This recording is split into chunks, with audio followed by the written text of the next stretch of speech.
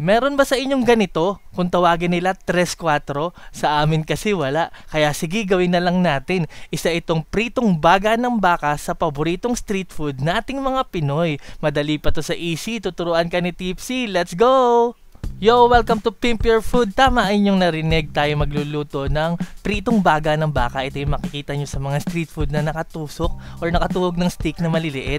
Ito nga, bumili akong baga ng baka at yung suki ko, binigyan ako ng kaputol nitong puso ng baka at taba ng baka. Syempre, sino ba naman tayo para tumanggi, diba? Isama na natin dyan. Naglagay ako dyan ng luya, laurel, asin, paminta at tubig kasi papakuluan natin yan. Kung meron kayong pressure cooker, mas okay kasi matagal yan palambutin. Inabot ako ng 2 oras sa akin, 'di ba? Para makuha yung lambot na gusto ko.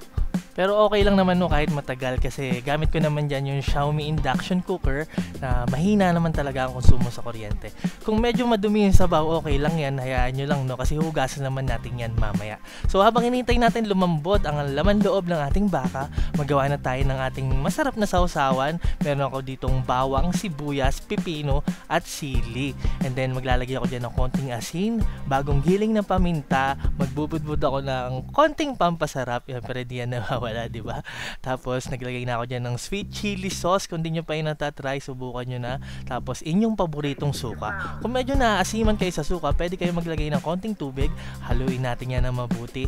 Tapos hayaan lang natin yan na mababad para naman talagang maging intense yung lasa, di ba? Panalong-panalo. Ayan, malambot na ang ating laman loob ng baka, yung baga, puso at yung taba. Ayan, hanguin lang natin yan at palamigin. Yung tipong pwede na nating hawakan tapos i-slice natin yan.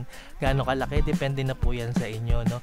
Ayan, kung gusto nyo gayahin na sa kanto, yung maliliit, liitan nyo lang. Ayan, pero ako dahil nga, pang sarili naman to konsumo, hindi pantinda, medyo nilakihan ko na ng konti. Ayan, nahiwa ko na siya, tingnan nyo. And then, season lang natin yan ng asin, paminta, naglagay ako dyan ng asukal, ng pampakulay, itong atsuete powder, maglalagay ako ng toyo, at syempre, pampasarap ulit, no?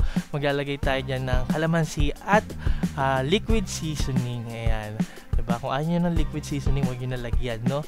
Ayan, haluin nyo lang na mabuti. Tapos, pwede na muna natin yan isang tabi habang tayo ay nagpapainit ng ating mantika. Ayan, medyo malalim, no? Medyo madaming mantika. Tapos, pag mainit na, pwede na natin ilagay ang ating mga laman loob ng baka. Dahil nga malambot na yan, luto na, saglit na lang natin yan ipiprito. Yung, lalo na yung taba ng baka, no? Huwag natin pagtagalin kasi matutunaw lang yan ng matutunaw, diba? Kaya, una nyo ng hanguin.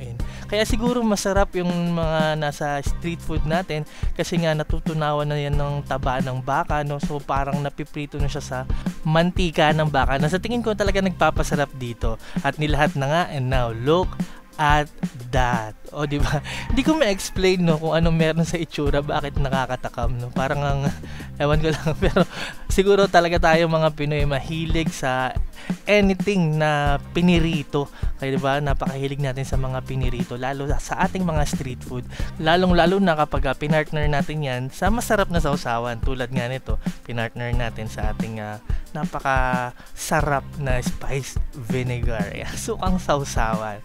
Ayan, pero syempre, moderation is the key. Hinay-hinay pa rin. O di ba, napakadali lang nito, medyo matagal lang palambutin, pero the rest, di ba, napakadali na kayang-kaya mong gawin sa bahay.